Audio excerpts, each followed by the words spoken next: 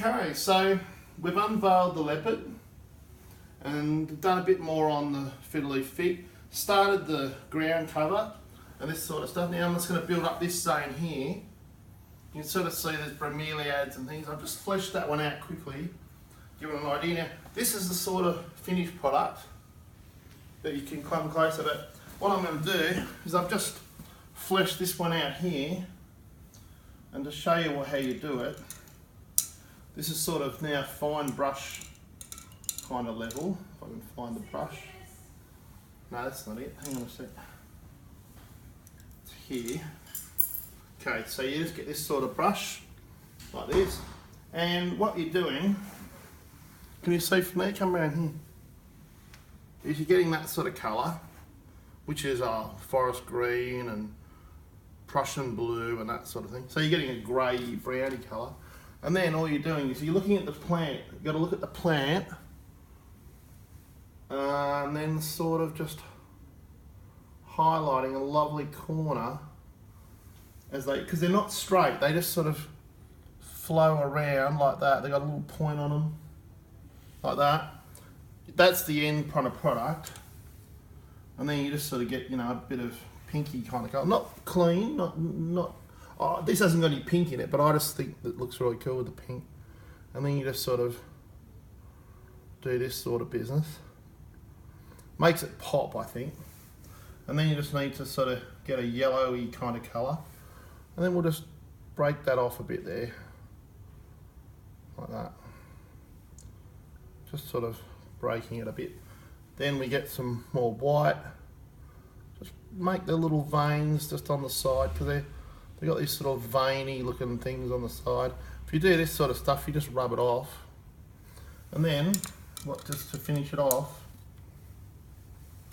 and find it, you just sort of get a brush like that, you know, that kind of look, and just dirty it up a bit. I know you think, oh no, but if the leaf's turned, it's going to be slightly darker on that point, so you just muck it up a bit there.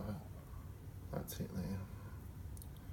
Okay, a bit more in the vein there, and then we'll just top it up again. Okay, here we go, there we go, just sort of breaking the veins up. They're not even, so remember they're not even. You don't want them even. And then just tip that little point there. That's it there. And then as a final touch, you get a bit of green. Oh, that's sort of a forest green. And just give it a sort of a lip, like that. And that's kind of it. Basically, you just have to build it up until it looks right. But there's a bit there as well, just sort of here. I might just make that highlight white, looks cool like that. And then that's sort of it. And then you just give it its little, you know, leggy bits that come down. They just sort of hold. You can see on the plant, see how they've got like little leggy bits that come off. So you just sort of, now I've noticed that this one here is sort of doing that. So we've got to get the curve right. So what we're going to do is we're going to curve it first. This I'm going to do, I don't know, this plant, this leaf here, for example. So it sort of does that kind of action. So you're just looping it. They're only quite thin. That's it there, just drawing it back to that point. And then what we're going to do is we'll just get another slightly different colour, maybe a little bit darker for argument's sake, and just fill that in like that.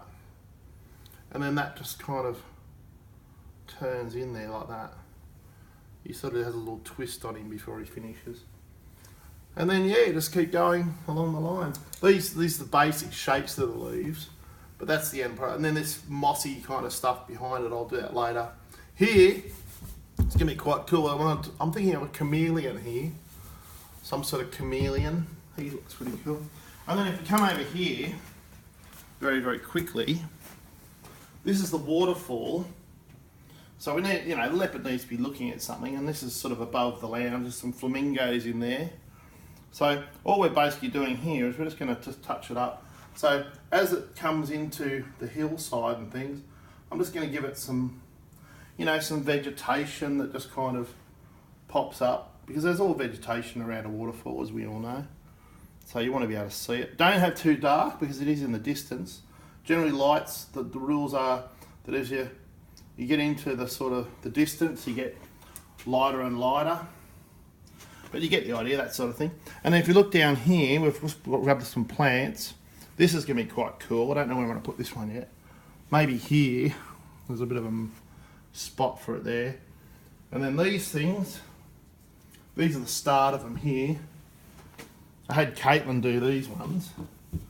So we'll just use those designs. They're quite cool. She's our, how old is she? 12, isn't she? Yep. 12, she's our 12-year-old. This will be my next little play here. I'll detail that, detail this. And yeah, so it's pretty cool. Do you like it, Hump? Yeah, I love it. You can't tell the difference between the real fiddle leaf fig and the painted one. It's pretty amazing.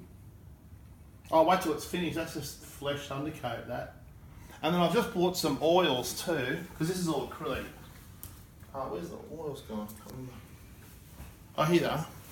Just a little pack like that. And that's gonna, when it's all finished, I'll use these and just make it all pop. There's just different ways you do it, but long story short, that's the light, and everything on this side of it will be really quite bright and poppy. But I'll leave all this background because that's in the distance. But the tree, all the bromeliads, anything that's sort of in the foreground will kind of be poppy, if that makes sense. Cool.